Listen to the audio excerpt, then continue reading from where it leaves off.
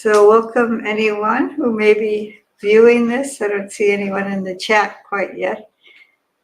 This morning, I'm going to talk about a sutta that's most often known as the Kalama Sutta. And it's well known for a reason that may not be quite accurate. A lot of people misunderstand the meaning of a certain passage in the sutta, and it's often misused, I think. Excuse me. So I want to clear that up. I will in the course of the reading, and also I want to point out what's so significant about this sutta, what the Buddha is actually hoping for us. And this is my understanding. And if you understand it differently, then that's fine. But this is how I take it from my own personal exploration and from what I've heard others say about the sutta. So I will put it's in the numerical discourses, or the Anguttara Nikaya. And I think Bhante Sujato says numbered for, that's his numbered discourses. And it's in the Book of Threes. So it's talking about three elements. And it's the actual title of the sutta is Kesamutta. It's a Kesamutta Sutta. Excuse me, Kesamutta Sutta. And Bhante Sujato has translated it with the kalamas of Kesamutta. So that helps people find it, I think, because it is such a well-known or well-spoken about sutta. So I'm going to go back and forth between Bhante Sujato's translation and Bhante Bodhi, the Venerable Bhikkhu Bodhi's translation, the wisdom. Actually, I just found out a couple of years ago that the Polytext Society has also published Bhante Bodhi's translation, so it's very lovely. And I love reading from his.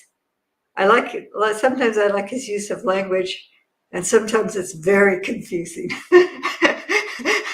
And sometimes I like Bhante Sujato's, and other times I'm like, I want to argue with him. Or I'm used to the way Bhikkhu Bodhi is translated it, because that's the one I've read first. So, and both of them have done tremendous work. It's just really wonderful. And it's good to compare different translations too, because sometimes it rounds out the meaning, because the Pali word very frequently has many nuances, and in different contexts, there are different uses of the word, just like English. It's very much like English. One word has an entirely different meaning in a different context. It can be a verb or a noun and all that. So, all that said, we can start the sutta. Oh, if you want to look at it, I will post the number, the nomenclature, or whatever it's called.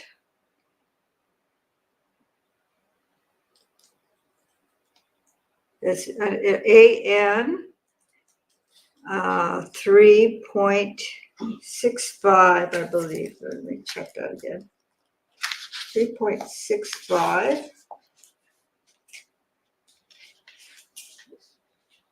Yes, 3.65.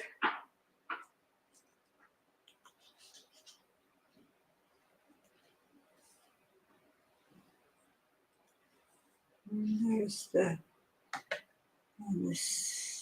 there we are. So there's, that's how you might find it. And again, If you go to Sutta Central, make it one continuous, like one word rather than broken, no spaces. I guess that's the best way to say it. So I will start reading from Bhante Sujatos, and I'm going to refer back to Bhante Bodhis because there's some wordings that I makes more sense to me, or I like the way it's phrased. It just touches my heart in a different way. So I will be going back and forth a little bit. Okay, so that at one time the Buddha was wandering in the land of the Kosalans, together with a large sangha of mendicants, when he arrived at a town of the Kalamaska named Kesamutta. The Kalamas of Kesamutta heard. It seems the ascetic Gotama, a Sakyan, gone forth from the Sakyan clan family. I'm saying it habitually. This Sakyan family has arrived at Kesamutta. He has a good reputation. And then they're reciting this Itipiso Bhagava Arahang Samma Sambuddho, which is a stock recitation. That's the qualities of the Buddha. So he has a good reputation. That Blessed One is perfected, a fully awakened Buddha. And then they have ellipsis in here. Bhante Bodhi has the full reflection, I think.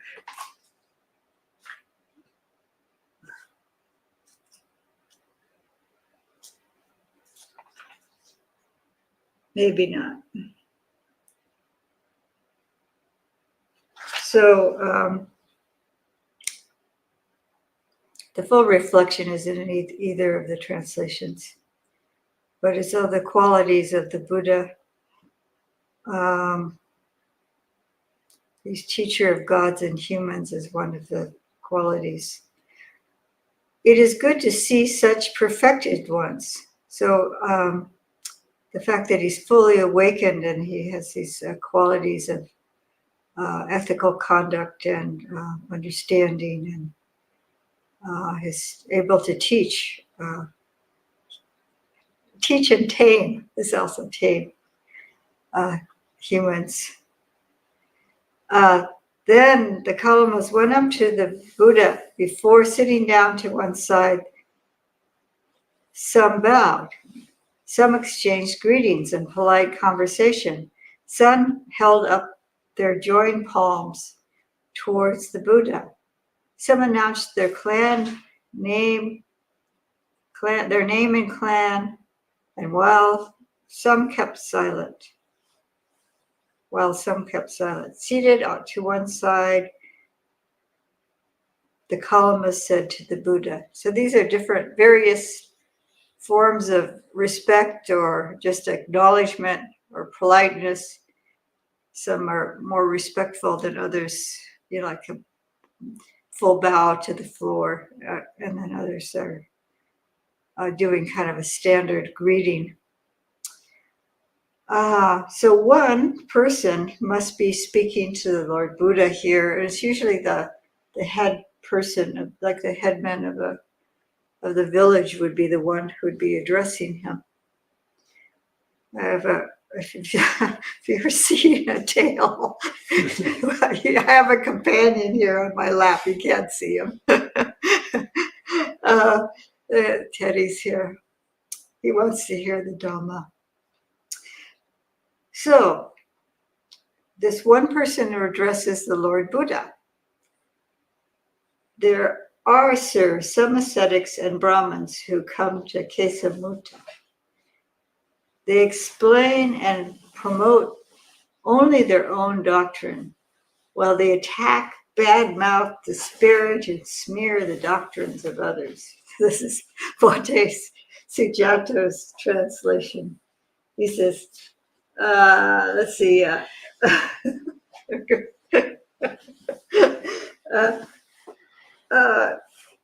So Bhikkhu Bodhi says, there are some ascetics and Brahmins who come to Kesamutta. He says Kesaputta. Maybe it's a typo. They explain and elucidate their own doctrines, but disparage, denigrate, deride, and denounce the doctrines of others. But then some other ascetics and Brahmins come to Kesaputta, and they also explain, elucidate, and their own doctrines, but disparage, denigrate, deride, and denounce the doctrines of others. So that's just a little bit difference in terminology. It's basically saying the same thing.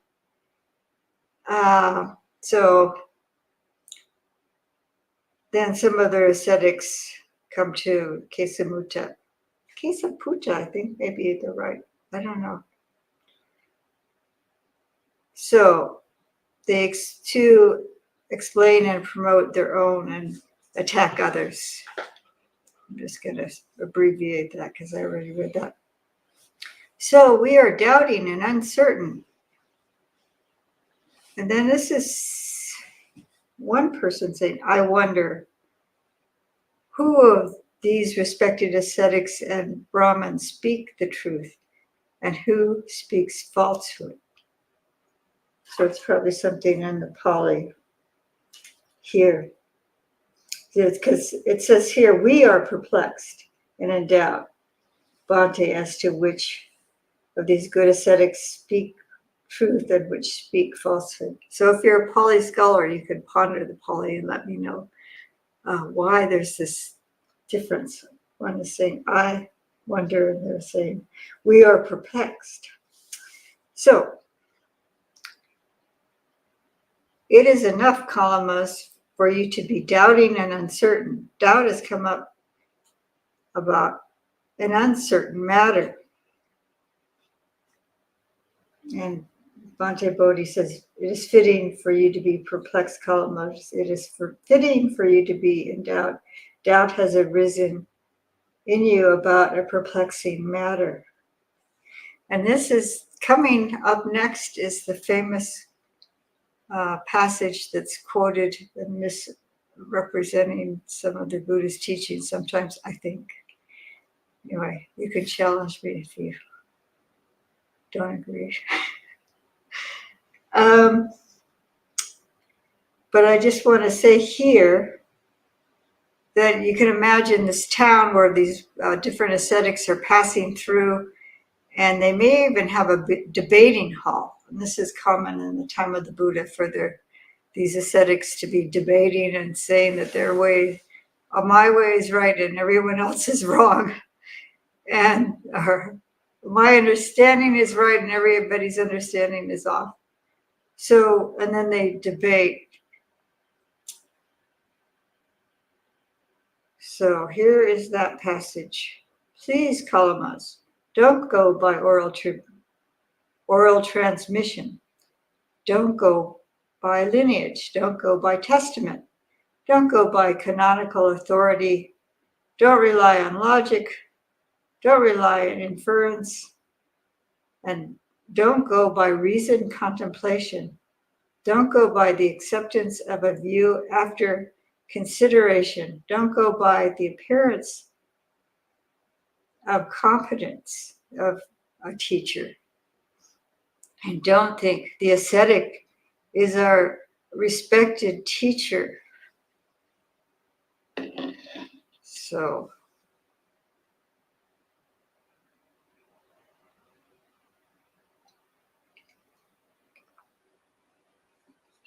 here's the line. But when you know for yourselves these things are unskillful, blameworthy, criticized by sensible people, and when you undertake them, they lead to harm and suffering, then you should give them up.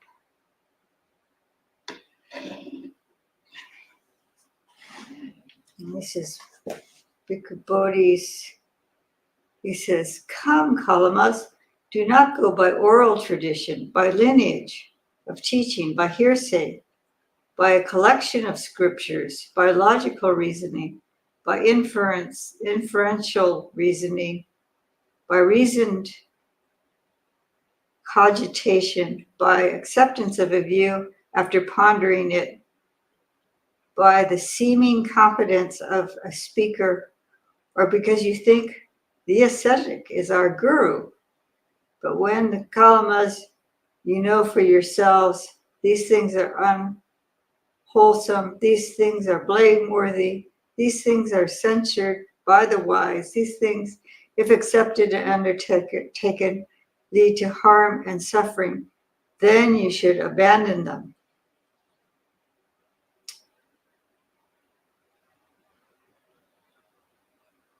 So people take this sentence, especially when you know when you know for yourself, but not to go by tradition and all this. And that makes it sound, if you just take that piece, it makes like you can just, think whatever you want to think, kind of. That's a simple, oversimplified version of what I've been hearing, but it's a kind of promoting free thinking.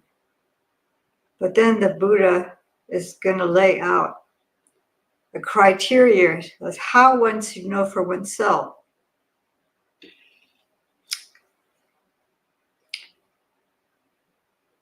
So he already started it out by when you know for yourselves these things are unskillful, blameworthy, criticized by sensible people, and when you undertake them, they lead to harm and suffering.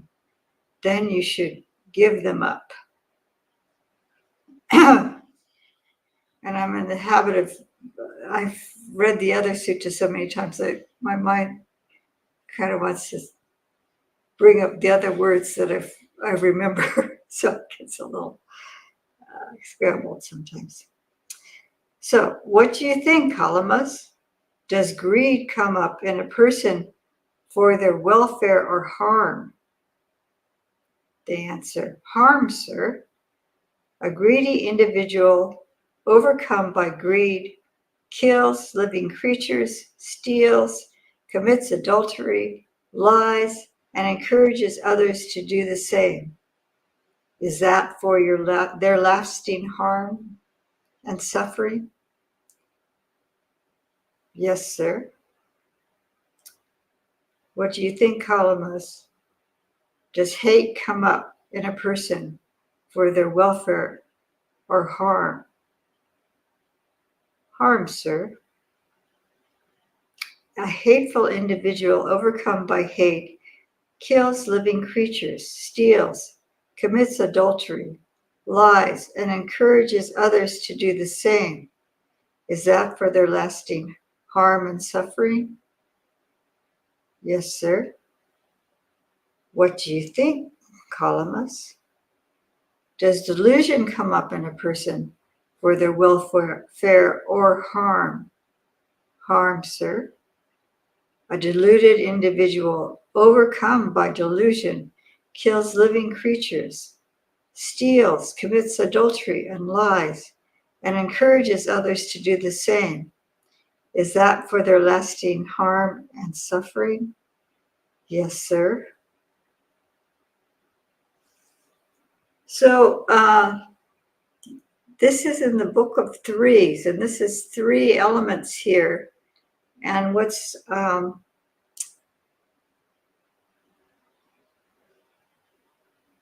we're looking at is greed, hate, and delusion. These are the 3 unwholesome roots. So he's having them consider these 3 unwholesome roots. Are these for our harm or benefit, and what kind of behavior arises out of these? And you may also have noticed, he mentions 4 out of the 5 precepts, the 5 basic precepts. And this community had a certain already an ethical standard that they really understood the harm that these things cause. It's not, or at least that it's prohibited for some reason, but when you really think about it, it's because it causes harm for oneself and others. So they could see this. And it's probably one individual representing the group that's answering that these things are unskillful. Okay, did I get down there yet? Okay, so is this for their lasting harm and suffering? And they say yes. This would be the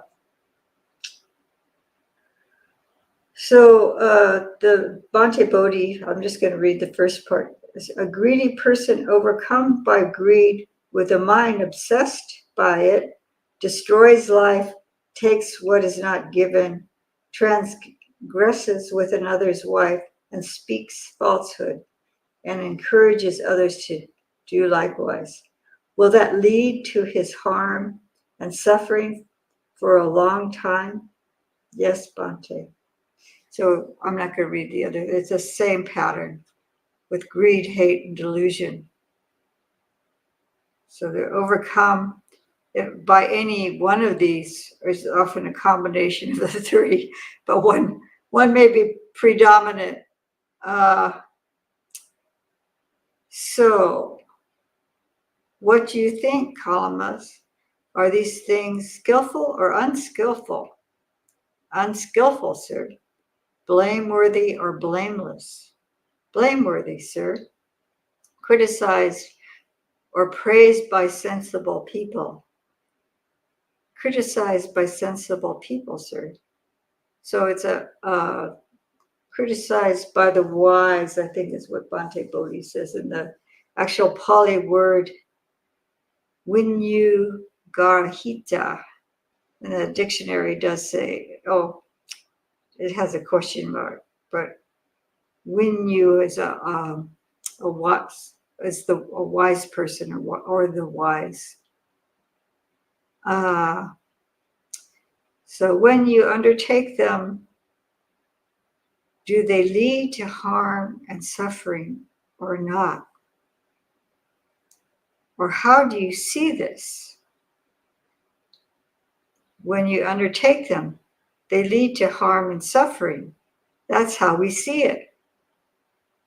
So, Kalamas, when I said, please don't go by oral transmission, don't go by lineage, don't go by testament, don't go by canonical authority, don't rely on logic, don't rely on inference, don't go by reasoned contemplation, don't go by acceptance of a view after consideration, don't go by the acceptance of competence, that's of a speaker or a teacher, and don't think the ascetic is our respected teacher. So he's not saying that the reasoning is a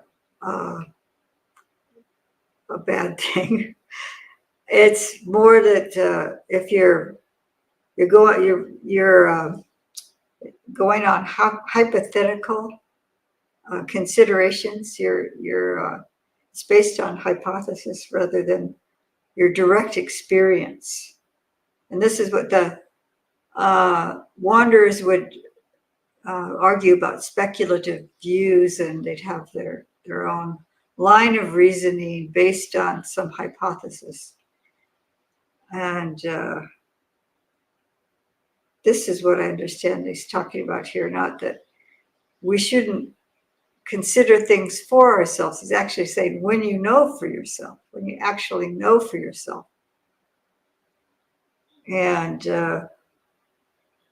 so it's good to ponder things and we'll really try to understand what the meaning of something is.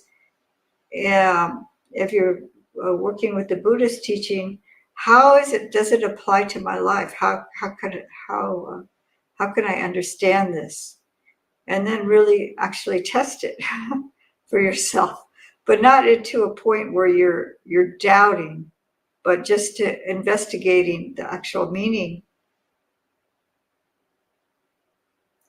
But working with what can be seen in the here and now is what the Lord Buddha is talking about here. He's talking about really examining something really basic, like something that we all directly experience to some degree or another, which is greed, hate, and delusion. And can we see this in ourselves? He's talking about others, but in other suttas, he's really encourages us to examine this within ourselves. When it arises, what happens to the mind? What happens to our speech? Does it come out in our bodily behavior? And is this for our long-lasting happiness or suffering? Is it for our benefit or suffering? So we'll continue on. But when you know for yourselves these things are unskillful, blameworthy, criticized by sensible people, and when you undertake them, they lead to harm and suffering, then you should give them up.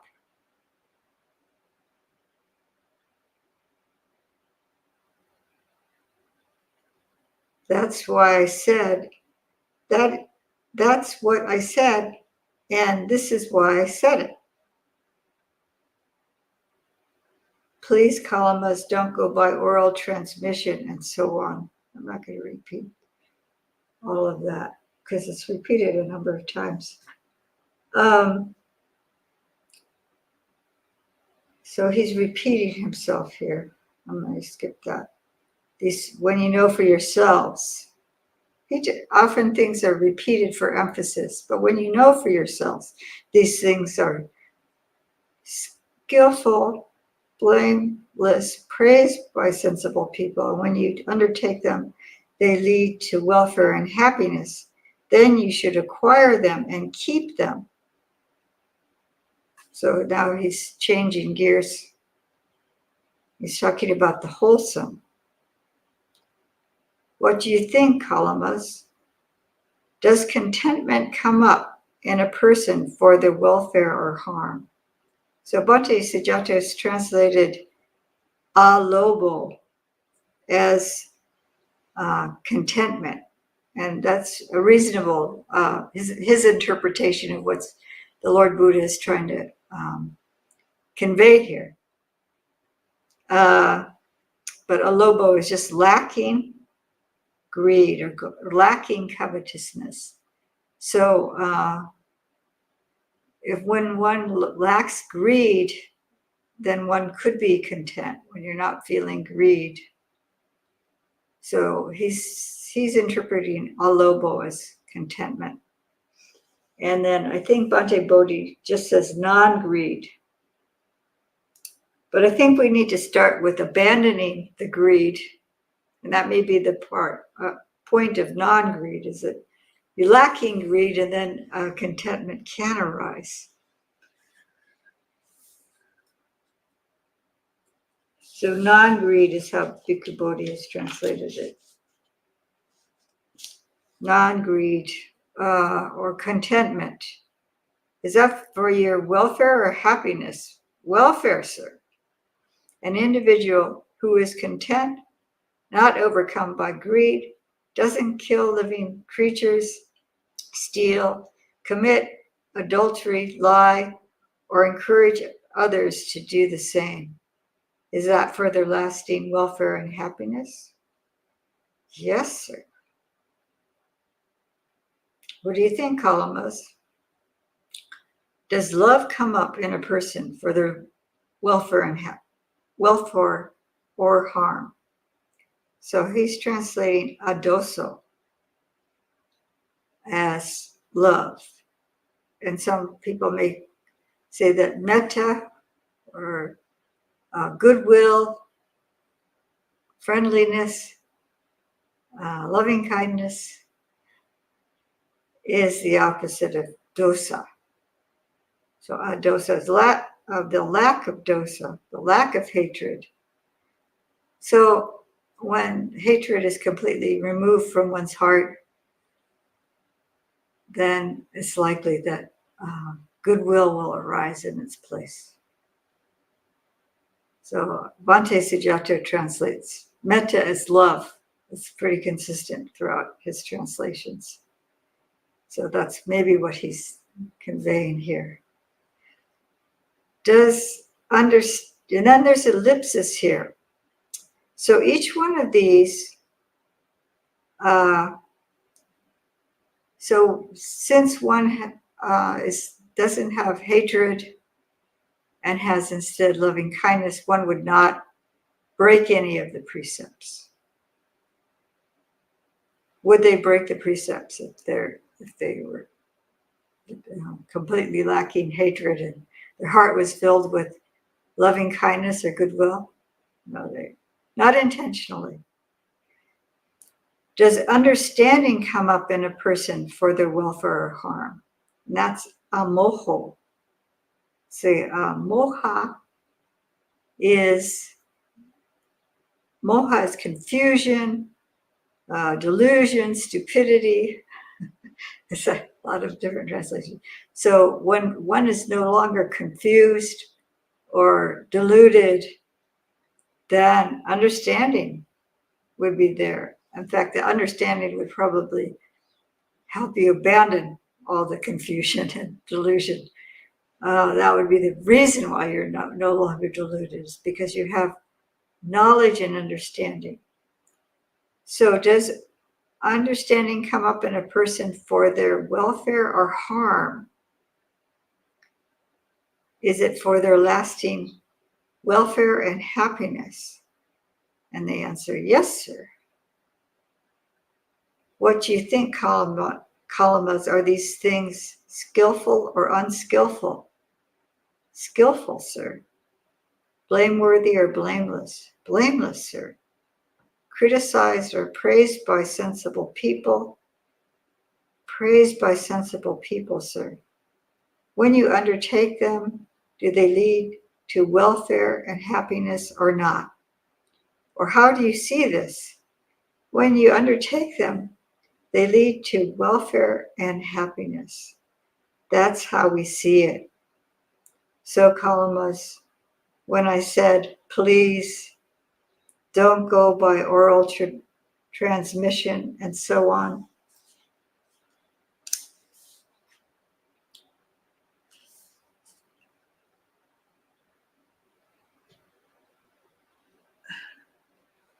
so he goes through the whole, one should know for yourself that these things are skillful, blameless, praised by sensible people, and when you undertake them, they lead to welfare and happiness. Then you should acquire them and keep them. So he's talking about abandoning greed, hate, and delusion. So that's lobha, dosa, moha. But he's talking about acquiring alobha, adosa, amoha. So this is a non-greed, non-hate, non-delusion. And this is if you completely eradicate greed, hate, and delusion, and you bring up the opposites, then completely obliterate them. I mean, just completely. Then you're considered an arhat. So Bhante Bodhi pointed out that he's actually promoting his own teaching by bringing up these unwholesome roots and the destruction of them. That if one destroys the unwholesome roots, one is an arhat. So he's not saying, believe in me, my teachings are great. He's saying, well, look, are these things for your happiness or are they for your suffering? What do you choose?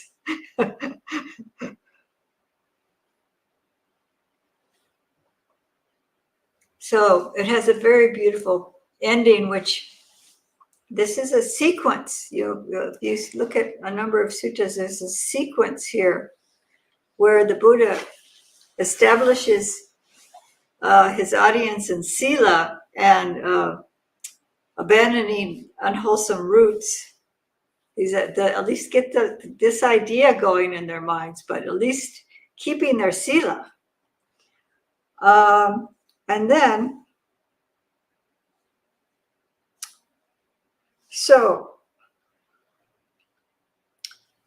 then Kalamas, that noble disciple who is devoid of longing, so that's greed, devoid of ill will, that's hatred, unconfused, that's the delusion, clearly comprehending, ever mindful, dwells pervading one quarter with a mind imbued with loving kindness, with a mind imbued with compassion, with a mind imbued with altruistic joy, with a mind imbued with equanimity.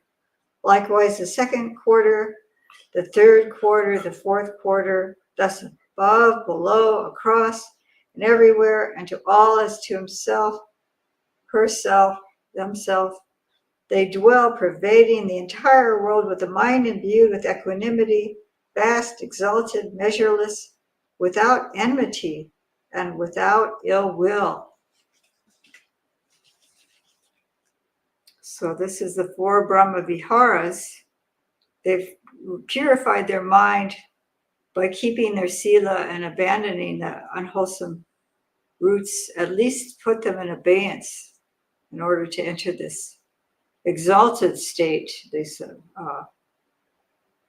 four immeasurables.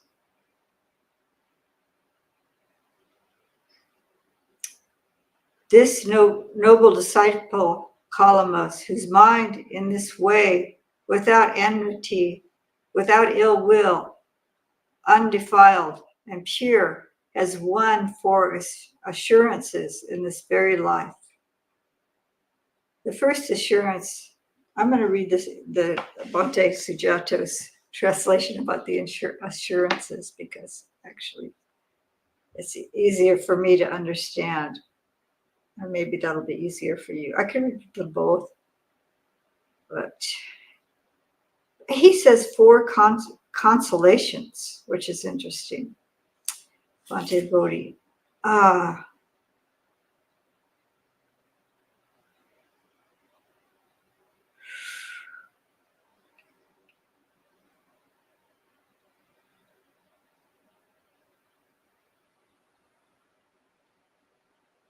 So they've won four consolations in the present life. If it turns out there is another world and good and bad deeds have a result, then when the body breaks up after death, I'll be reborn in a good place, a heavenly realm. This is the first consolation they've won. If it turns out there's no other world and good and bad deeds don't have a result, then in the present life, I'll keep myself free from enmity and ill will, untroubled and happy. This is the second consolation they've won. If it turns out that bad things happen to people who do bad things, then since I have no bad intentions and since I'm not doing anything bad, how can suffering touch me? This is the third consolation they've won. If it turns out that bad things don't happen to people who do bad things, then I still see myself pure on both sides. This is the fourth consolation they've won. So this end one was a little bit difficult for me to understand from how Bhante Bodhi translated it. But when I'm looking at this now, it's like whether or not the consequences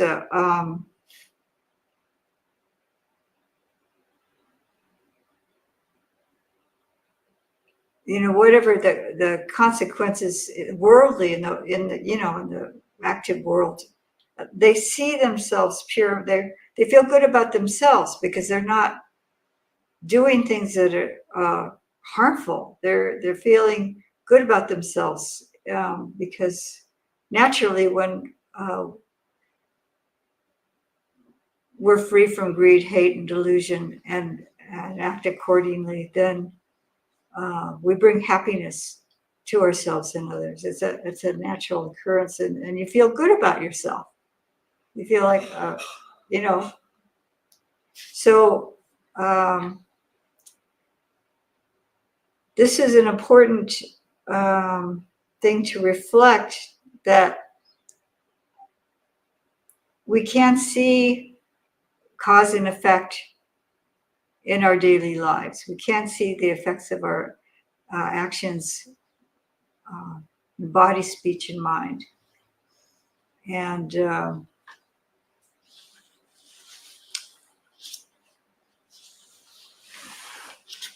so this is a really important sutta, in that it is telling us to examine for ourselves, but there's a specific criteria. And I'd like to open it up for questions. I'm going to go up because I see some people may have already. No, let's see if there's any up above, above and below, around. And there's lots of greetings from various people that I could read them. Whoops. John Bays, Manal, Jayanta, Sud, and Bonnie. And people are laughing about the kitty and saying good morning. And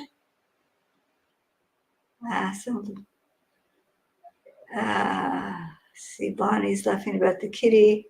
Charles C. and Niranjan and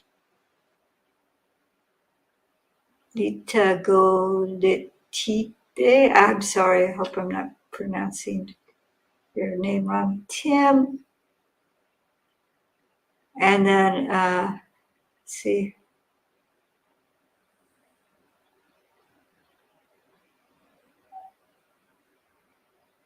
I think there is no actual questions here. I'm just going to show this one. It says, such a beautiful teaching. Thank you for bringing it up to us. I've been thinking about the Brahma Viharas counteracting greed, hate, and delusion. Yes. So at a really fundamental level, that bringing up the wholesome qualities, they're intentionally brought up at the beginning. This is like part the four right efforts. So you, in order to prevent the arising of unwholesome states, which seems kind of like, how can that be done? We actually intentionally bring up wholesome states. So we bring up their opposites. So, and we abandon, so that actually we abandon the unwholesome states in order to be able to develop the wholesome states. So they like, as we're preventing the unwholesome and abandoning the unwholesome, we're bringing up and developing the wholesome states. So I've heard, I'm not sure where, I first heard it quite some time ago, that you can't have two types of mental states at once. So if you can't have delusion and wisdom at this simultaneously, you can't have hatred and loving kindness simultaneously. We might be flipping back and forth quickly between states, and it seems like they're happening simultaneously, but we want to nurture the wholesome states and starve the unwholesome. So yeah, so definitely, if we're developing the Brahma Viharas, it's going to be our mental landscape. If we're thinking thoughts of loving kindness continuously, and then thought of irritation or anger might rise up, and then it can be just quickly flicked aside. It's like, it's not, okay, you see it, it's lurking in the doorway and you say, sorry, not interested. And you don't have to let it in. Give it tea or a nice seat, you don't want to encourage it unwholesome. So yes, definitely, I agree.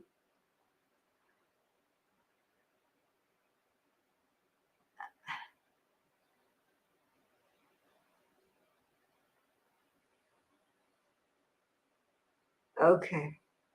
So I did have, we did encourage a response. Someone's making a comment and they encourage a response. So that's what I just did. I'm sorry, I don't know if that's how to pronounce your name, but yes, it's the only person who's put anything in by way of comment or question that's other than about the cat. The cat is definitely could be an object of your metta. Uh, let's see. And maybe people on Facebook are trying to, let's see, Tim,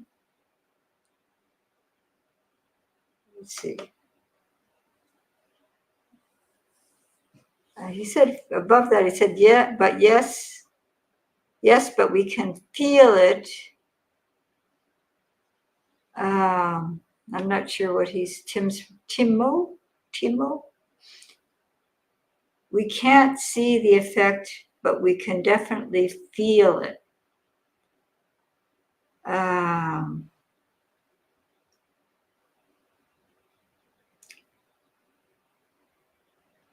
So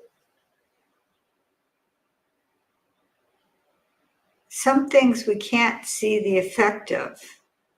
I think that's maybe what Tim is referring to. And so, yeah, so we know if I'm doing harm, that may be it. If I'm doing harm and there were, like some people are able to do some crimes. There's some white collar crimes, and they may get away with it and they die without getting prosecuted, without getting caught. They're cheating in a big way on their taxes or embezzling or doing something, I don't know, or even killing living beings that are non-human. And so that's not illegal. So don't get any legal consequences. And maybe they make a good living doing it and they don't. But there's somewhere in their heart that probably there's pain about that. And I'm sure that the people that are doing things that are illegal or like feeling like looking over their shoulder all the time and trying to cover their bases all the time and feeling a lot of anxiety that they're going to get caught. And if they aren't feeling that, then they're just so callous, and their heart is just so closed that can't be a happy state either. Yeah. So I think that may be what you can sense or feel for yourself, even if you don't see the effect, even if the effect, there isn't direct. Yeah, it's about doing harm and not seeing the effect. But we create, okay, here, I'll put it up. Here's what he was saying. It's about doing harm and not seeing the effect, but we create our environment with it, and that's what we feel and how that's how we live, surround ourselves with like-minded people. So yeah, so if you're in a people that are, yeah, you have support, psychological support from people that are doing the same kind of harmful behavior. But I'm sure it doesn't give a really the kind of happiness that comes from it is very transient and not very deep. And I'm sure there's some part of the anyone engaged in illegal or harmful behavior that's not feeling good about it. So, yes, thank you, Timo. That's a very good point.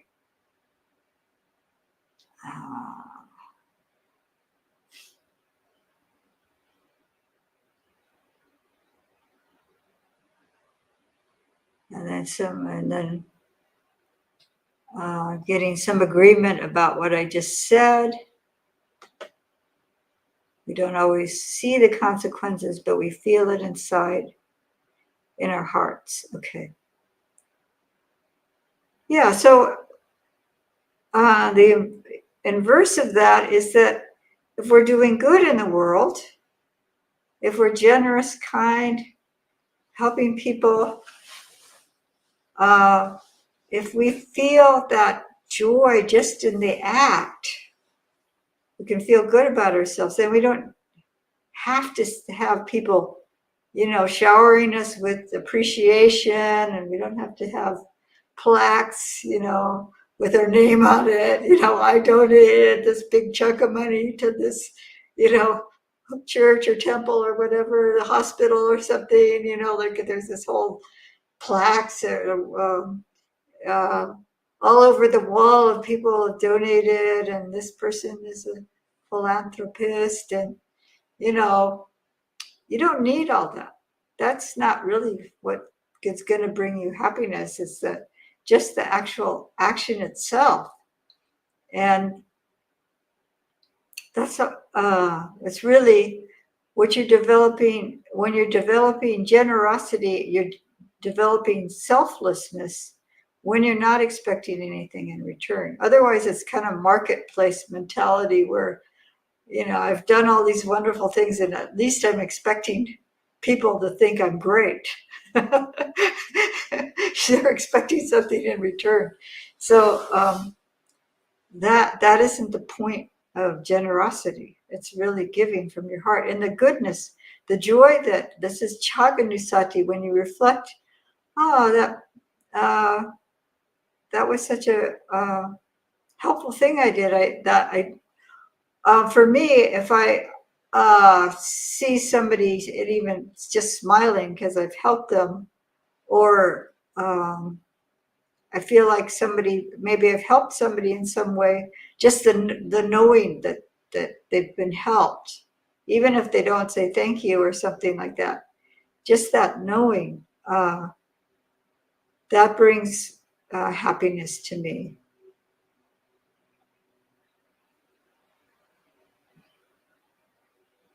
And just if we're see that even just a little bit of kindness to other people, just maybe a little bit of paying attention. It doesn't have to be great acts of generosity, but loving metta, just kind words, helping people in that way can bring happiness to oneself. So and the lack of the unwholesome qualities also is a relief and a joy. We're not having anger in our hearts, or we're not confused.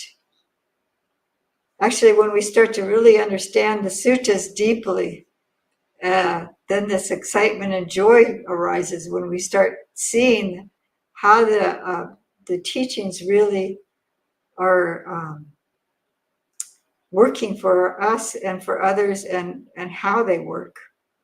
And then just our understanding deepening the more we examine the teachings and looking for ourselves. Did you have anything you wanted to say or add about this sutta? I think I think we covered it. There's nothing I could add. Okay. I was just asking Bhante Oh, thank you. So this is checking with did you have a question or? No, I didn't. Yeah. So, let's see if there's anything else. I guess that's all.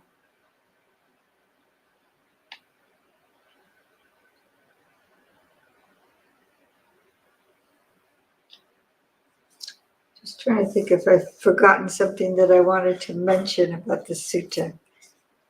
I think what I recommend is that if a sutta resonates for you, then to read it again and again, because you always see more. The teaching is so deep. And then this is what's exciting to me. Oh, there was something at the end that was a little bit different I didn't mention. It's just kind of a detail.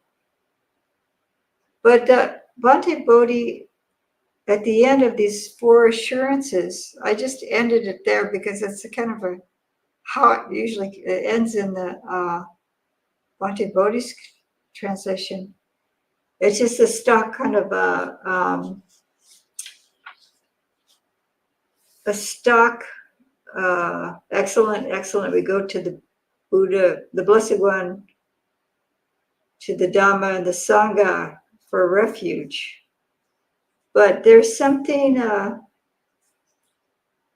I miss. It says, this noble disciple Bhante, whose mind is in this way, without enmity, without ill will, undefiled and pure, has won these 4 assurances in this very life. And I don't know if he was referring to himself or not, the leader of the Kalamos. But in Bhante Sujata's translation, it says, that's so true, Blessed One. That's so true, Holy One. When that noble disciple's mind that's free of enmity and ill will, undefiled and purified, they've won these 4 consolations in this present life. And it looks like he repeats the entire 4 consolations back to Lord Buddha. So he's really taking in the teaching here. I am assuming it's a male. Just how the society worked then. They would make a big point of it if it was a woman. Anyway, and she'd probably only be delivering the teachings to other women. I laugh. So that's just a little detail here.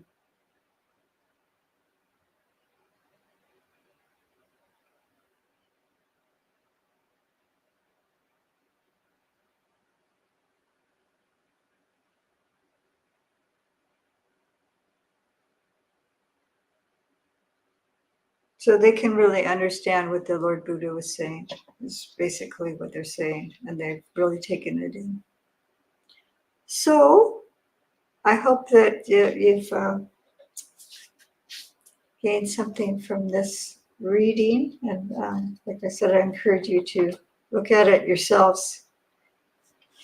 Read it for yourself if you really resonate with the particular teaching. Read them again and again. So I will close for now. May you all be well, happy, and peaceful. And may you have deep understanding of the Dhamma. Sadhu, sadhu, sadhu.